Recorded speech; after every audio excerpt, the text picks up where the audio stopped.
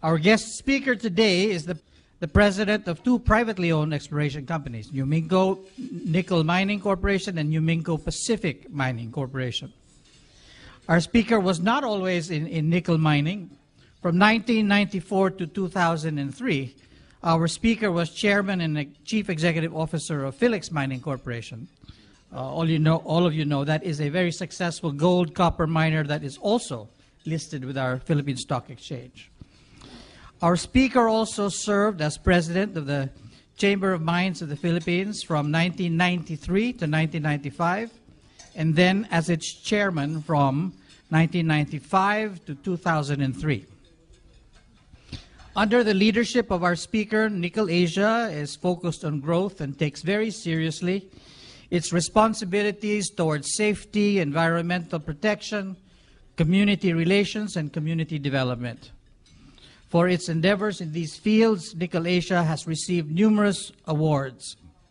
Nickel Asia believes that sustainable development is the only way forward for any mining corporation. And it exerts significant efforts to operate under all of these principles. Nickel Asia is committed to responsible mining and runs every facet of its operations under world-class standards. Our speaker's topic is a burning one, and I'm sure it is what has drawn a record-breaking audience of 250 attendees here today. His topic is the Philippine mining industry's rebuttal to the Save the Palawan movement. Ladies and gentlemen, the past president and CEO of Philex Mining, the past chairman of the Chamber of Mines of the Philippines, and the current president and CEO of Nickel Asia, the largest nickel mining company in the Philippines today, Gerard H. Brimo. Thank you very much, Leo. First of all, I'd like to extend my appreciation to the Philippine Mining Luncheon for plugging the Nickel Asia shares. In case you don't know, the symbol is NIKL. Thank you for having me here. I think you've all heard about the Save Palawan movement. This was born some months ago, headed by a lady that has very good connections of her own, and their goal is to raise 10 million signatures to stop mining in Palawan. They've developed a presentation that is not only harmful to those of us that are mining in Palawan, but is also harmful to the industry as a whole. And they've been showing this around town to a number of media forums, to whoever groups will listen to them. They've also showed it to a number of government people. And the presentation is all wrong, but nevertheless, for those that do not know mining, if you were to sit down and view the presentation, you will get alarmed or maybe mortified, totally appalled perhaps. I think you get my drift. It's an immensely damaging presentation. So what we've had to do is we've had to present our counter to what they're showing. And we as well have presented this in a number of forums and other, to editorial boards of the major newspapers, as well as to some government people. And this is what I will be showing you this afternoon. If you have not had the privilege of sitting and viewing their presentation, you will get a glimpse of it in what I will be showing you. So there are three parts to this presentation. The first one is the issues that have been alleged against us and how we rebut the issues. The second part is an example of large-scale metallic mining in Palawan, which is the example of Rio Tuba nickel, the largest and oldest lateritic nickel mine in Palawan under Nickel Asia. And the third part, at the request of Kevin, we've put a slide that talks about the more burning issues surrounding the mining industry today, and Art Tessini of the Chamber of Mines will discuss that. So we'll start, and I will go quickly because this is a bit long. We will look at initially at the issues. Let me just change this a bit. And on the top of the list is the issue that created all this, and that is the assassination of Jerry Ortega. I don't know if you know about this. Jerry Ortega is a well-known personality in Palawan. He is a broadcaster. He's an environmentalist. He is anti-mining, but he also advocated very strongly against other issues, principally corruption and the misuse of the Shell Malampaya royalties. When he was assassinated, the lady that heads this organization alluded to links between the industry and this crime, if you can believe that. And the allegations were so strong that the Chamber of Mines felt obliged to come out with a one-page ad in the newspapers to deny any links to this. Eventually, the wife of Jerry Ortega filed criminal charges against the former Palawan governor. And so very clearly the issue that led to this assassination has to do with corruption. And since then, the Save Palawan movement does not mention this anymore. But they've started out with a big mistake against the industry. Other issues: mining is affecting the biodiversity of Palawan. All of Palawan is pristine and biodiverse and should not be touched. It's destroying forests, displacing agriculture, and so forth. There is a large amount of mining applications in Palawan and the issue of unrehabilitated mines of the past. So I'll look at these issues briefly and show you how we address these. Palawan and the environment. Palawan is actually a very special province. It is the only province that has an environmental law all unto itself, and that is Republic Act 7611, the Strategic Environmental Plan for Palawan. The Palawan Council for Sustainable Development that is tasked to implement that law, and of course the 1995 Mining Act.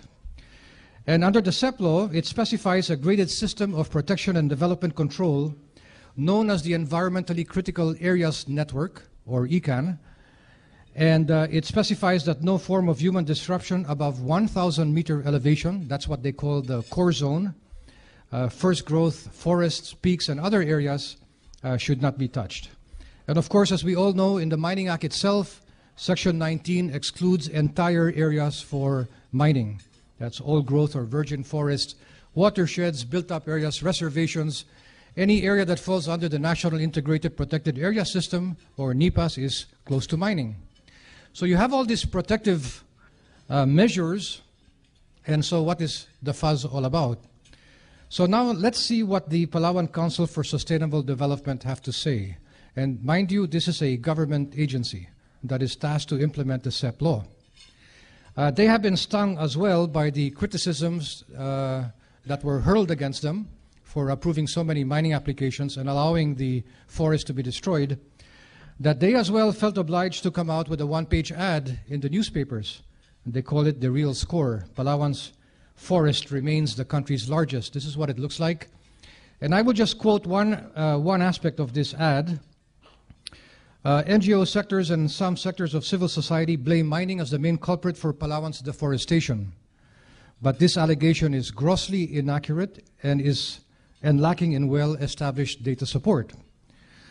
For instance, PCSD scientific findings directly relate actual loss of the standing trees in Palawan, not primarily due to mining, but to continuing harvest of timber for domestic consumption, forest land use conversion for agricultural development, and continuous establishment of human settlements. In actual fact, the PCSD has granted strategic environmental plan clearance on 18,000 hectares in round numbers, of which only 1,557 hectares has been approved for mining, the balance for exploration. And we have to keep in mind that Palawan is actually the largest province in the country in terms of land mass. It has 1.46 million hectares. So what has been approved for mining is a minuscule part of the province. And to prove PCSD's point, these are two slides that were taken from the Save Palawan movement, and they show this in their presentation. This is in the center of the island. The first one on the left was taken in 1978, and what they want you to see here is the very large green area that extends from the west to the east of the province. Although a lot of that has been logged out years ago. Nevertheless, it looks green on this picture. And then on the right is the same picture, but taken in 2007. And you'll see the encroachment into the central part, the green area. But the question that must be asked is, where is mining here? Has mining actually caused this? And the answer is no. There's only 2 large-scale mines that are here, and I cannot point, or can I? Oh, no, sorry. Can I point? Okay. Berong nickel is somewhere here. It's inside the green area, but it is so small that you can hardly notice it. And the only one is this part here that is now called City Nickel, which is actually started as a small-scale mining operation, not large-scale. It's large-scale today, but it actually started at small scale. So the enroachment that you see here and all throughout is not due to mining, and it's precisely what the PCSD says.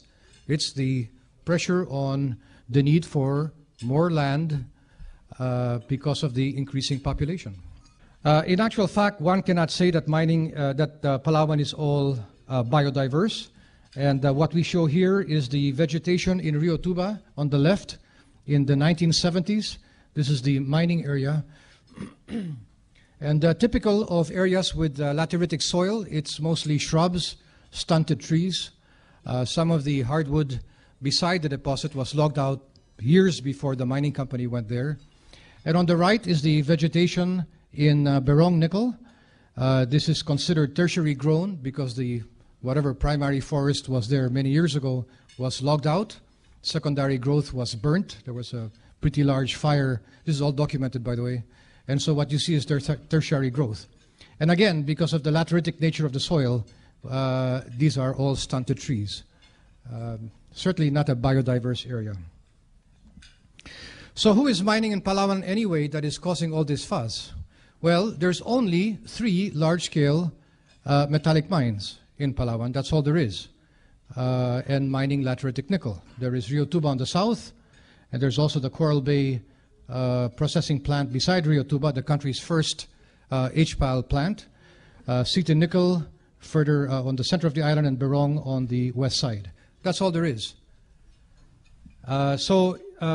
What these groups don't do is they don't distinguish between the heavily regulated large-scale sector and the largely unregulated small-scale sector, as well as illegal mining that takes place all around the country, probably in some parts of Palawan too. There's no effort by them to distinguish one against the other. And to make that point, if you listen to their presentation, they show slide after slide of Sibuyan Island. Sibuyan Island is beside Romblon, admittedly a very beautiful island. And they show this. On the left-hand side is what they call a tailings pond that is full of mercury. And on the right-hand side is an example of gold mining. These are examples of illegal mining that should not be taking place in Sibuyan or Palawan or anywhere else in this country. But it does. It does take place. It's a social and environmental problem, but it is largely irrelevant to the issue of mining in Palawan. And yet they show slide after slide of this. Palawan and mining applications. Well, if there's one thing that they're correct, there are a lot of mining applications in Palawan, but even this has been badly misinterpreted. And what they show in their presentation is this slide here, the claims map, and they color-code it to make it more apparent. But where they have, and then of course they say that, well, look, I mean, the whole of Palawan is going to get mined out if we don't do something about this. But this has been badly misinterpreted because these are claims in the application stage. Many of them have languished in such stage over many years, and many of them will not be approved. And they won't be approved because quite a few of them are in protected areas or in built-up areas or in the top of the mountain peaks and so forth, or in areas close to mining. So then you might ask, well, if that's the case, why is there a map that shows all these applications?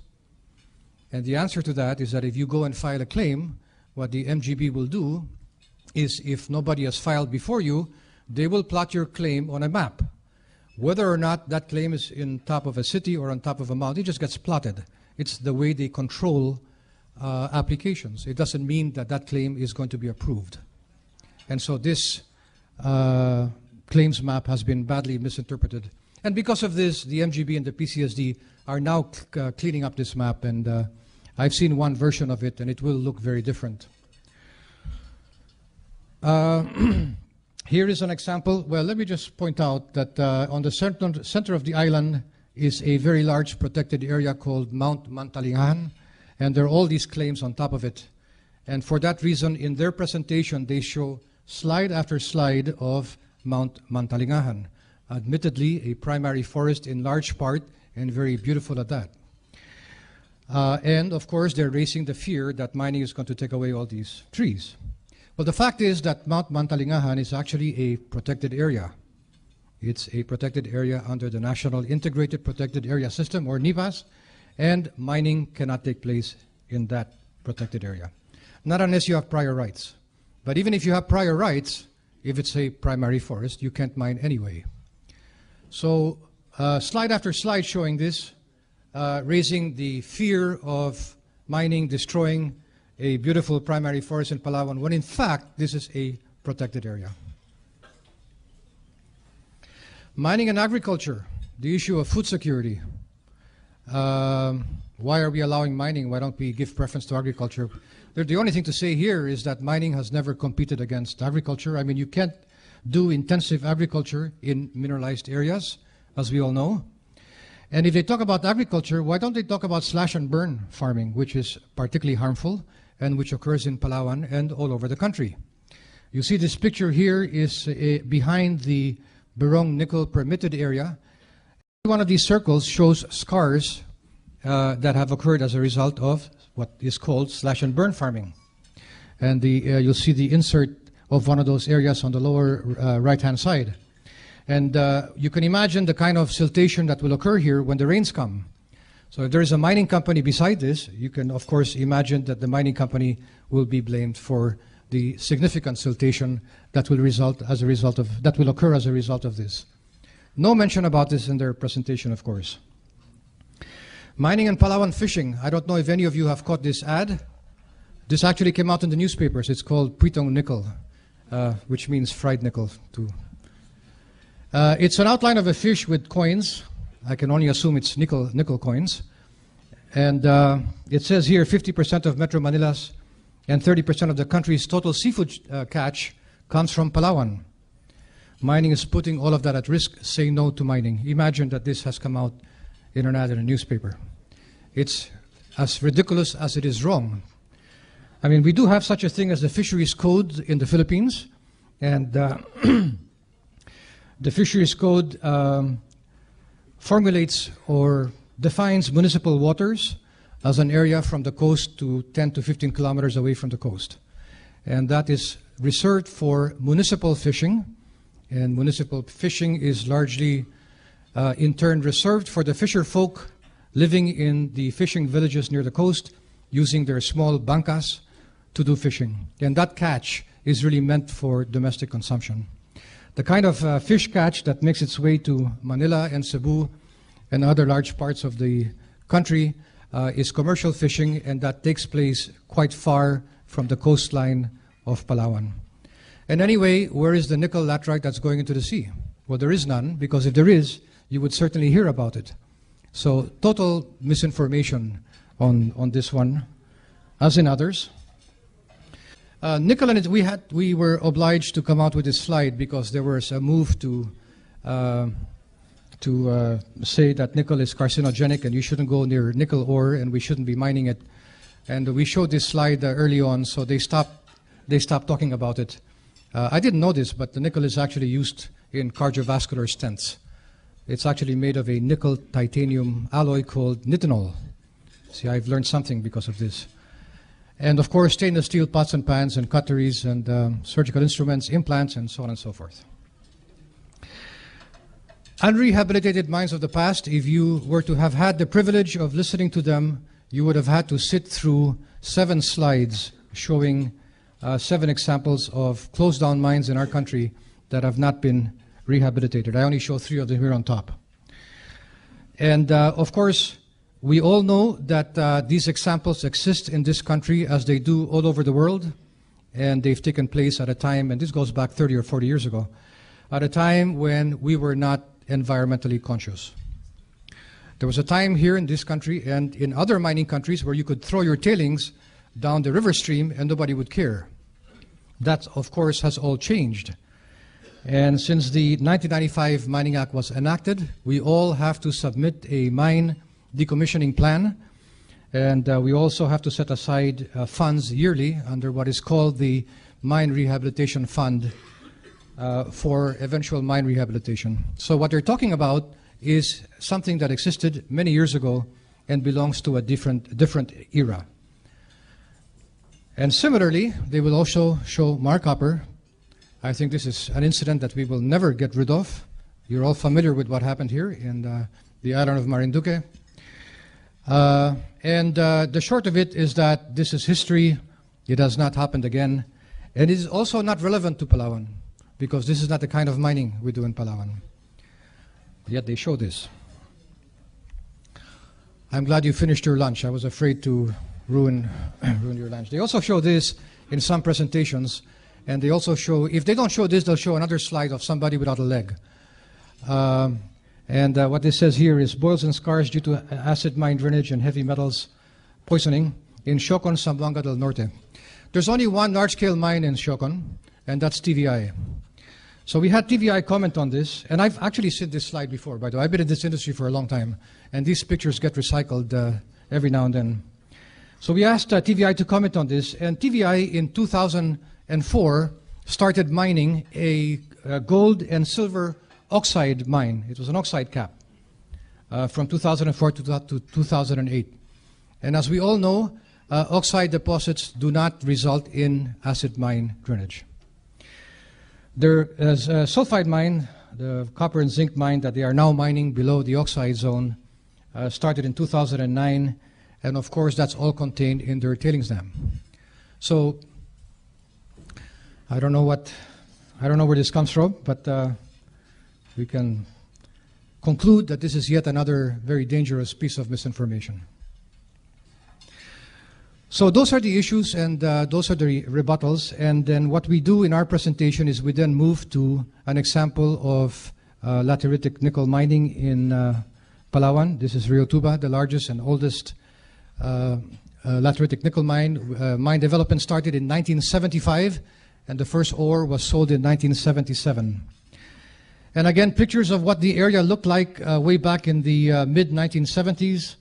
Again, not biodiverse or pristine. There's no primary forest here.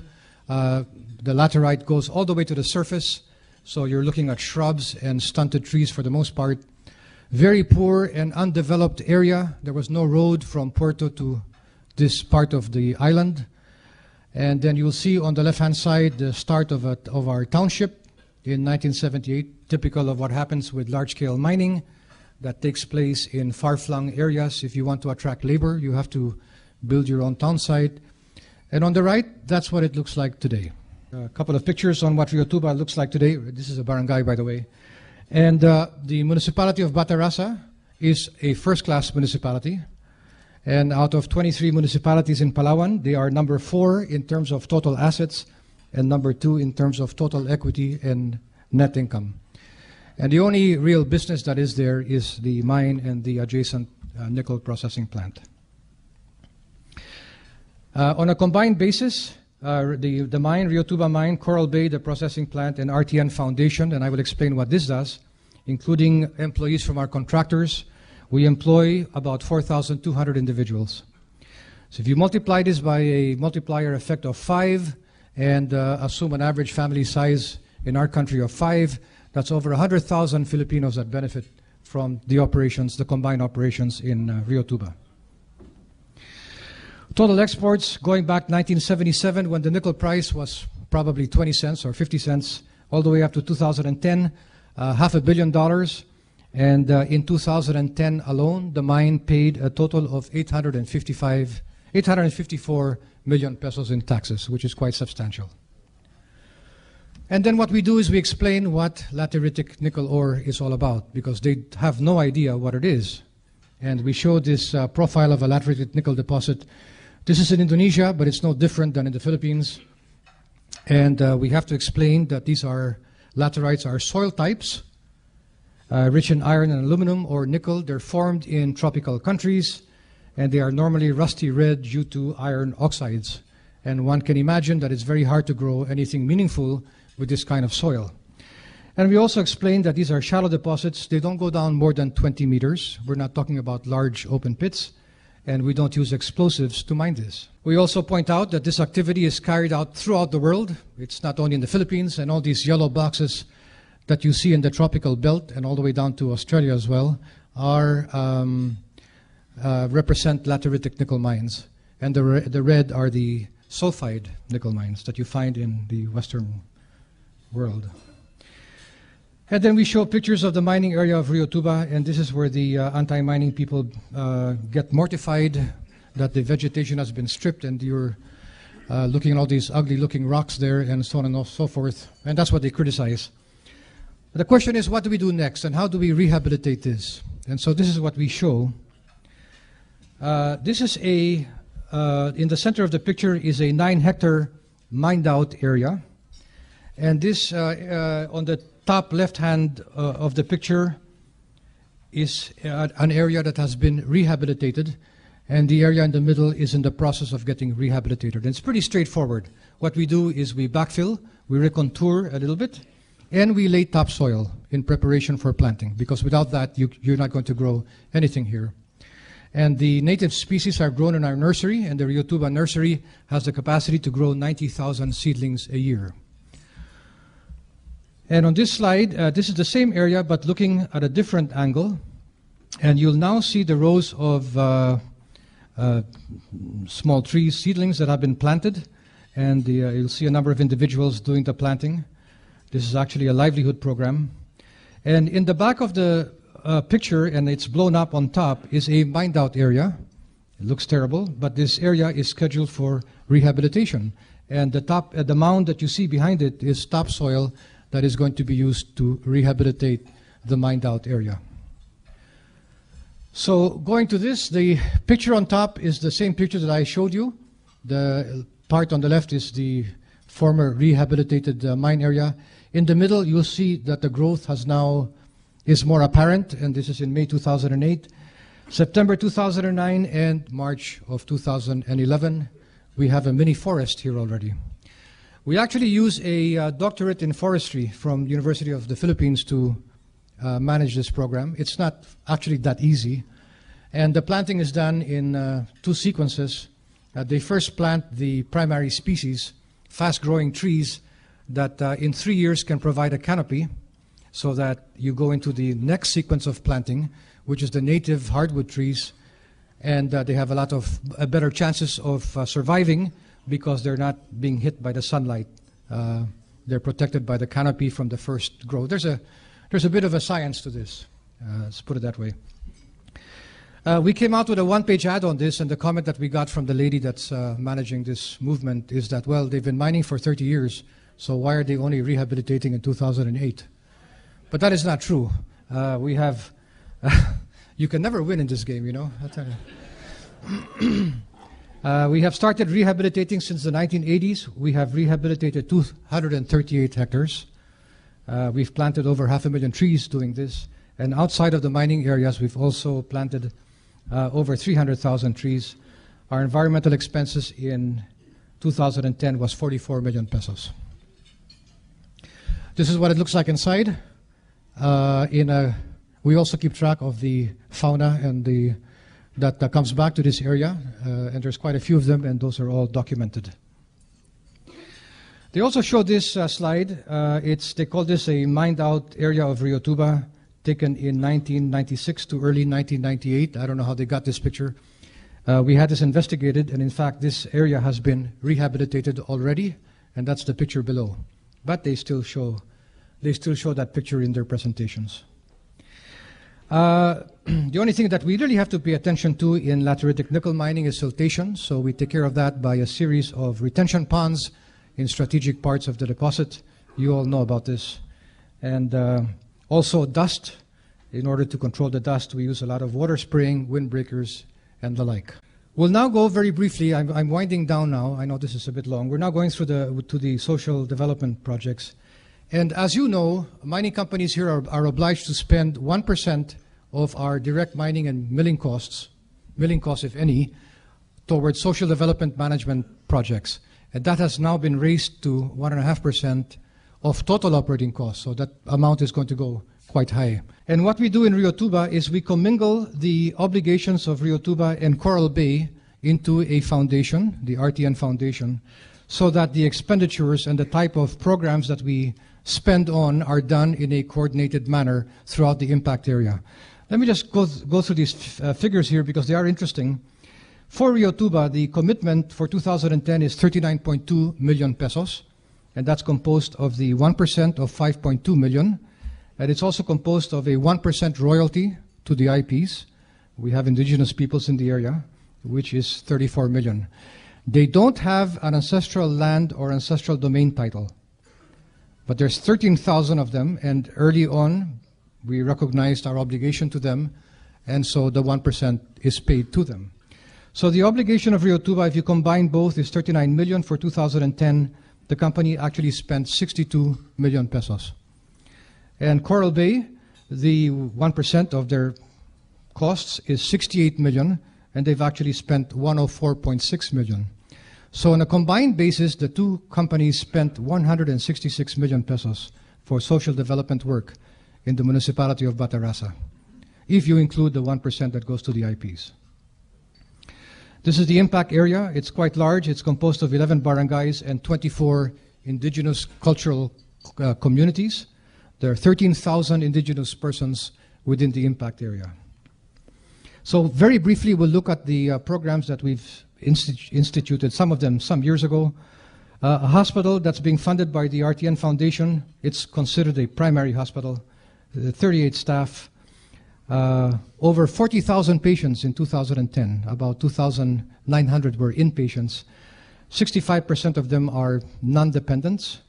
And the hospital is given for free to employees and dependents of both companies, to the indigenous peoples in the area, and is given at cost to everybody else. In 2010, it cost the two companies, this is shared between Rio Tuba and Coral Bay, it cost 60.5 million to operate, and 39.4 million of that is credited against our SDMP, against our obligation for social expenditures. Schools, we have a kindergarten, elementary, and high school under the supervision of the De La Salle University in Bacolod City, 52 staff, 1,300 enrollees, 63% of them are non-dependents, and this is virtually given to them for free. It's cost 27 million in 2010, and 17 million of that is credited against our social obligation. Housing for the indigenous peoples. In coordination with the Gawad Kalinga Foundation, they have a very nice program where they require sweat equity. So if you want one of these houses, you have to spend 1,000 hours of sweat helping to construct the house, which is the best way of getting them to take ownership. And we have built 208 units so far in 6 different sites. You'll see one of the sites below on the left-hand side of the picture. In 2010, it's 13 million pesos. And the reason why we did this is because if you look at this slide on the top left is the kind of housing that the indigenous peoples were living in, and we gave them the option to move into the Gawad Kalinga housing. And this is purely voluntary. They don't have to accept this, but every one of them has accepted this housing program. That actually wasn't meant as a joke. Sometimes these people will say that you're forcing the IPs to move. We're not forcing them to move anywhere. They can say no to, they can stay where they are if they want to, honestly. Indigenous learning system, we set this up in conjunction with the St. Jude school, Catholic school, adjacent to Malacanang. 3 levels, levels 1 to 3, working staff of 14, 667 IPs are enrolled here, and they're not only kids, they're also adults. And we spent 10.3 million pesos for this in 2010. So I'm going to pause here for a while. Consider what we do for the indigenous peoples in our area. They get free housing if they want to.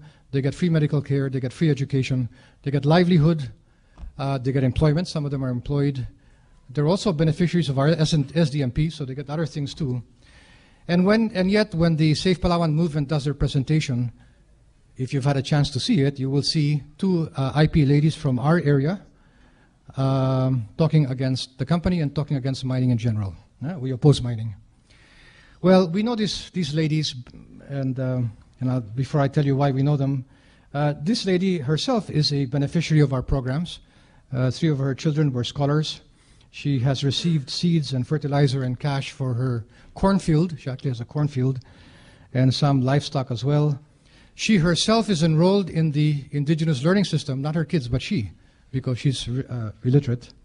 She receives medical care for the whole family. But she is also used by ELAC and PNNI, the 2 very well-known anti-mining groups in Palawan, for their anti-mining advocacies. So sometimes you get people like this that take from one hand and take from both hands, actually. She's actually quite a smart lady. So I assume that she's getting something from the other side too, right? So the question is, does she represent the entire 13,000 indigenous peoples within our area? I hardly think so. Another lady, the 2 of them actually come out in their presentation. Same thing, they benefit tremendously from the programs of the company, but they also participate in anti-mining activities in Palawan. They do not represent the 13,000 indigenous persons that benefit from our operations. SDMP funds go to infrastructure. Last 3 or 4 slides, folks. Schools, daycare centers, roads and bridges.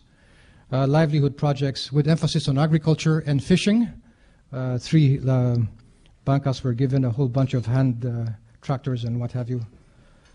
Social services, ambulances, fire trucks. Water systems, a big effort in water systems in the municipality. Educational assistance, even though we have our own schools, we still have scholars. We have 200 high school and over 200 college scholars. These are the college scholars that you will see here, and it's part of our SDMP commitment. Last 2 slides from me. This is one slide that is shown in their presentation. I think the top part represents us. At least we're given credit for generating jobs and scholarships and daycare centers and revenues. And what's below probably doesn't represent us. I'm not sure in what context this is said. But of course, the message here is that it is not one against the other. I mean, surely a balanced form of development is the way to go. And in some presentations, they end with this, which is outrageous, to say the least. On the left is an example of phosphate mining in Nauru, and we don't do that kind of mining here. And on the right is the same picture of this mined-out area of Rio Tuba, which today has been fully rehabilitated. So that completes my presentation. I thank you for your kind attention. I'm sorry if I've ruined your lunch. I would like to call now on Art Decini to discuss, this is at the request of Kevin, to discuss some of the burning issues of the industry today. Thank you. Okay, since everybody's been introduced already and acknowledged, I'll just go straight to the issues that are affecting the mining industry today. There are going to be 7 issues. 5 of them are a result of the anti-mining movements or pushing to get a policy affected on mining.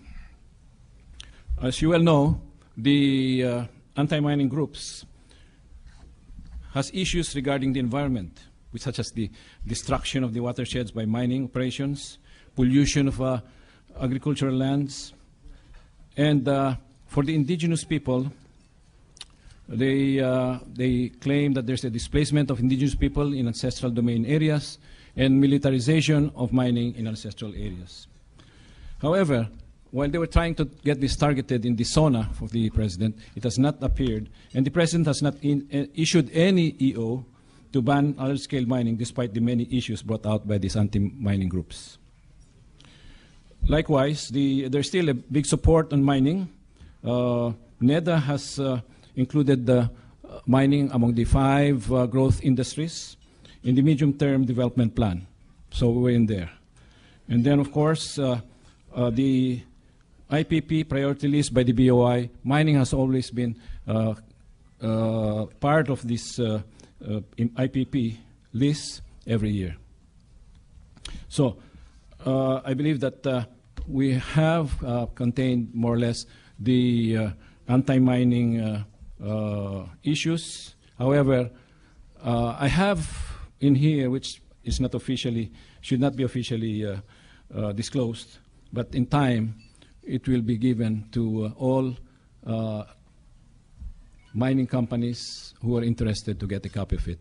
It's a very good report done by a research group, which shows the different moves, concerted moves, and not just one or two. It's a concerted move of the anti-mining groups, and they are all identified. But I don't want to be in the headlines tomorrow, so I will not take that up today. Issue number 2 is the ban on open pit mining. The issue here is whether the national laws prevail over local environmental code. There are 5 provinces who have a moratorium on ban on open pit mining. We have Capiz, Romblon, Samar, Mindoro, South Cotabato, and Marinduque, and 2 cities, Puerto Princesa and Batangas City. Since we have many members of the chamber with varying interests, and we have, of course, different options then to satisfy each one. The DILG secretary is open engaging both the LIGU, local government unit, and the South Cotabato project of Extrata. Others want a filing of a test case in the Supreme Court. That is being considered. And there has been some progress, according to Secretary Purisima, when the SMI submitted its EIA to the provincial government. He's saying that there should be some resolution to this before the end of the year. Writ of Kalikasan, number 3. This writ of Kalikasan can be filed by anyone only if environmental impacts affect 2 or more provinces. The TEPOS, or the Temporary Environmental Protection Order, have been filed against mining companies in Surigao, Philex Silangan Project, Manila Mining Kalayaan Project, Nickel Asia Taganitos Project, and Mac Ventures. We were informed that the resolution to the Silangan project will be lifted, or the TEPO will be lifted before the end of the year. Item number 4 is the Alternative Mining Bill. Several bills have been filed by the anti-mining groups and party list members. Mining resources found within, these are those different improvements, they say, regarding the mining bill. Now they say that mineral resources found within ancestral domains, areas belong to the IPs. All areas are closed to mining unless declared open by the council composed of MGB, DNR, LGUs, IPs, and NGOs. Government shall receive 10% of gross revenues besides the excise tax of 2%. Removal of the FTAA. A position paper by the chamber has been filed in Congress. We do not believe, though, that with all our contacts within the Congress, that this will materialize. There's another bill that is of concern, is the Land Use Bill. It only aims at limiting mineral areas and also placed mineral resource development at the back burner of the country's development. Mineral development is not a priority sector under the bill, and priority is in declaring more protected areas and forest reservations to be closed to mining. The principal author of the bill resigned the other day. I don't know whether it's a good move or not. Increased taxation.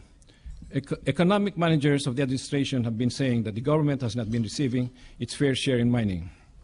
And therefore, the DNR drafted an executive order where mining areas will be declared as mineral reservations, and with it a 5% royalty.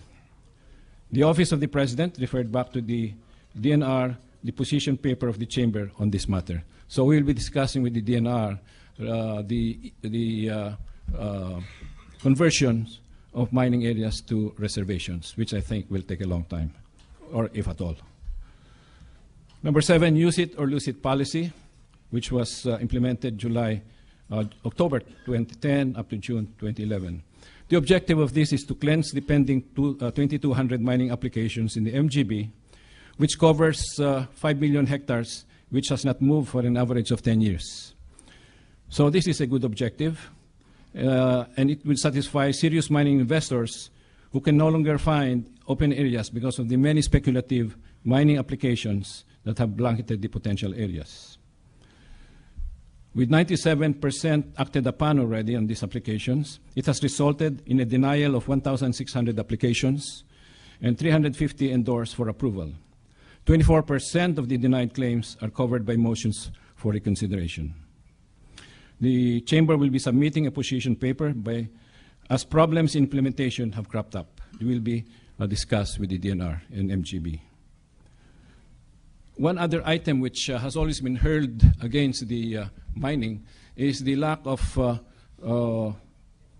numbers, you say. We do not have the employment figures that will really swing the administration or anybody to be convinced that mining should be entertained in this country. However, further our research show that the employment and number of people dependent on mining, metallic and non-metallic, sand and gravel, quarries, cement, and coal. We have 340,000 employees directly employed, and with a multiplier of 5, that's 1.7 direct and indirect employees. And assuming a 5 per family, we're talking about 8.5 million Filipinos dependent on mining. With the new projects in the next 5 to 6 years, another 2 million will be added to the 8.5 million, having 10.5 million Filipinos dependent on mining. So that's a summary of the issues that has been discussed and our solutions to it. Thank you. Thank you very much, Art, and of course, Jerry. I'm now introducing the question and answer time, so we're now inviting questions from the floor. We'll devote about 10 minutes, if you don't mind. We have roving microphones that are available. There are 2 lovely ladies, Joanna and Rayan Velarde, that have these mics. So please raise. Can you show who you are so they know to get the mic from? Okay. And so in asking a question, we'd appreciate it if you please stand and identify yourself and your affiliation. So who's ready to with a question? Okay, Jerry. What do you think? When we leave this room, we should be doing, given that we now understand, what's really going on in this mudslinging fight between the NGOs and the mining industry. We have here suppliers as well. No, we're just mining people. But what's the best thing we could do aside from just understanding what's going on? And that is that if you come under attack and you haven't been doing the right things, you are in deep trouble. This is a fact. It's actually quite easy for us in Rio Tuba and Coral Bay to defend ourselves because we are world class. We've been doing it. We've been operating at a very high standard for many years. And you've seen what I've had to show.